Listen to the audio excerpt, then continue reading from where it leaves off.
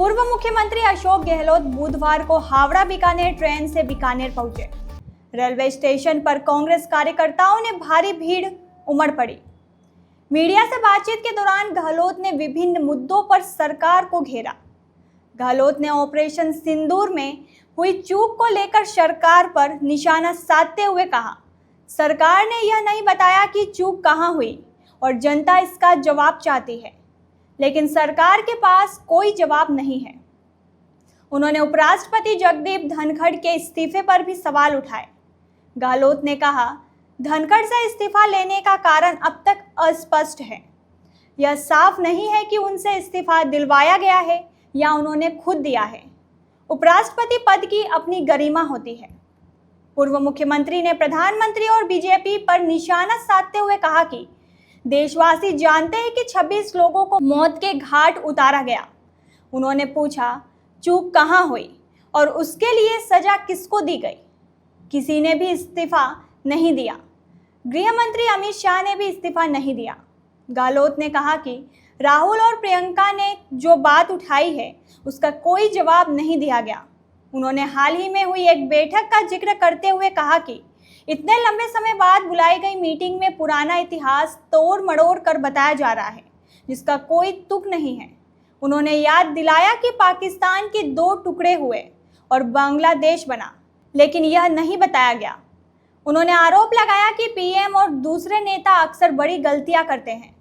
गहलोत ने ईडी और अन्य एजेंसियों के दुरुपयोग का आरोप लगाते हुए कहा कि ये एजेंसियां दबाव बनाने का काम कर रही है।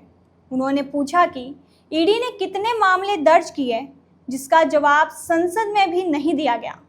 शिक्षा नीति पर बोलते हुए उन्होंने कहा कि शिक्षा नीति राजनीतिक नहीं होनी चाहिए और छात्र संघ चुनाव होने चाहिए।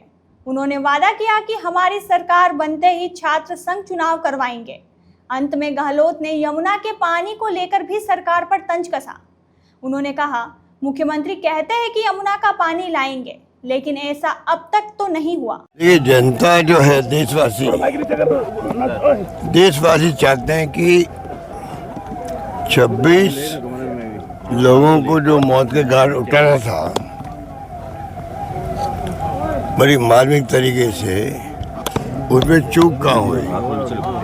अभी तो कोई जवाब आ नहीं रहा। चूक कैसे हुई, क्यों हुई और उसके लिए क्या पनिशमेंट दिया गया लोगों को?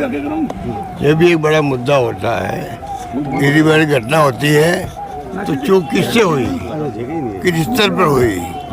ना गृह मंत्री ने ना किसी और ने इस्तीफा दिया, एजेंसी के कोई हेड ने इस्तीफा नहीं दिया, तो इसका मतलब कुछ भी नहीं हुआ। तो जनता वो जवाब चाहती थी कि जनता चाहती थी कि इतनी बड़ी घटना के बाद में किनको आप पनिशमेंट दे रहे हो और चूक कहाँ हुई, इसकी इंक्वायरी हुई है क्या?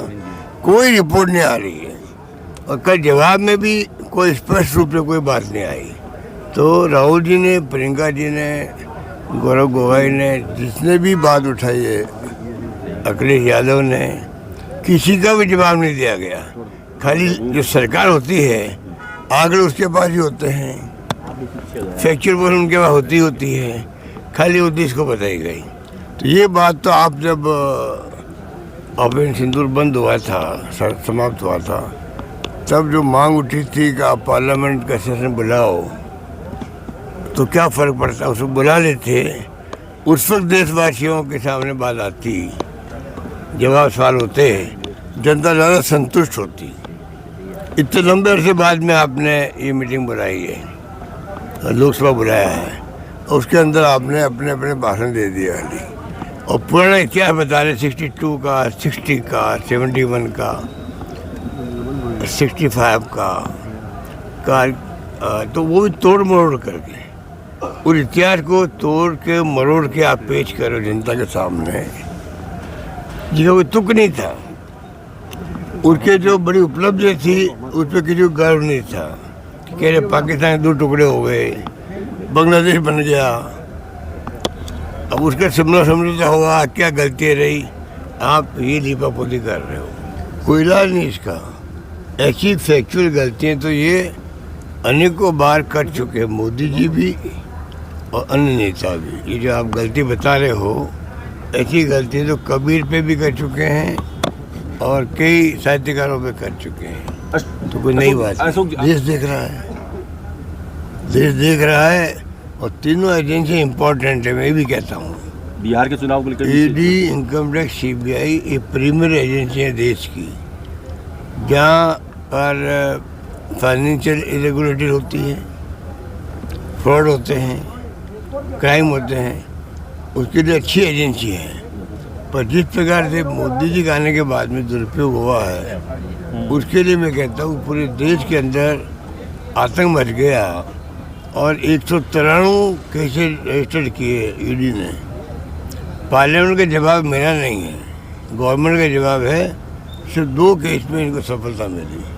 कितने लोगों को तंग किया गया होगा, उनके घरों में गए होंगे, छापे डाले होंगे, महिलाएं हैं, माता हैं, बहनें हैं, क्या बीती होगी। 18 घंटे नहीं, कई दिन तक वहाँ रहते हैं। जो स्थिति है ये बहुत ही खतरनाक स्थिति रही है। तो सुप्रीम कोर्ट ने जब कुछ कमेंट किए तब थोड़ा बहुत फर्क पड़ा है। एक संवैधानिक पद पे बैठा हुआ व्यक्ति, धनखड़ साहब शिकायत कांग्रेस की बहुत रही है, विपक्ष की भी रही है पार्टियों की।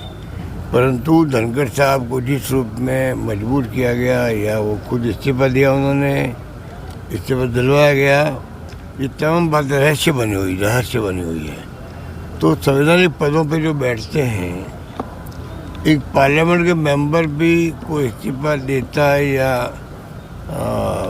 कोई अच्छी बात बोलना चाहता है, या वो किसी पार्टी का है, किसी पार्टी की बात करता है, वो भी स्पष्टीकरण देता है, उसके अंदर स्पष्टीकरण देता है। और एक उपराष्ट्रपति जी का इस्तीफा हो गया देश के अंदर, और इतने दिन हो गए हैं, अभी तक भी ना तो वो कोई बोले, ना उन्होंने पैर से बात करी है, न सरकार ने कोई बताया है कि हमारे उपराष्ट्रपति चुने हुए थे, वो किन कारणों ने इस्तीफा दिया। क्या सरकार में नाराज थी, इत्तेफाक की थी मंत्रियों के बीच में, या प्राइम मिनिस्टर के बीच में, या धनखड़ साहब के बीच में, क्या किसी को नहीं मालूम है। और वो भी मौन धारण किए हुए हैं। तो ये घटना मामूली नहीं है। संवैधानिक पद पे आप किसी को अगर मजबूर कर देंगे, राष्ट्रपति को गलत कर देंगे, जो सुनते हैं हम लोग, मजबूर होकर इस्तीफा दिया या इस्तीफा दिलवाया गया, जो भी है, किसी को नहीं मालूम है, सुनी बातें हैं। तो संवैधानिक पद पे राष्ट्रपति, उपराष्ट्रपति, prime minister, Lok Sabha speaker, CGI, ये सभी जो होते हैं बड़े बड़े पदों पर, ये संवैधानिक पदों पर होते हैं। उनके इस्तीफे ऐसे नहीं होते हैं। उनके लिए स्पष्टीकरण देश को देना पड़ता है कि क्यों हमने इस्तीफा दिया, पूरे मुल्क को बताना पड़ता है। क्या धनखड़ साहब को अवसर दिया गया क्या कि वो उसने बताए कि मेरा इस्तीफा किया, उसके बाद मंजूर करते वो।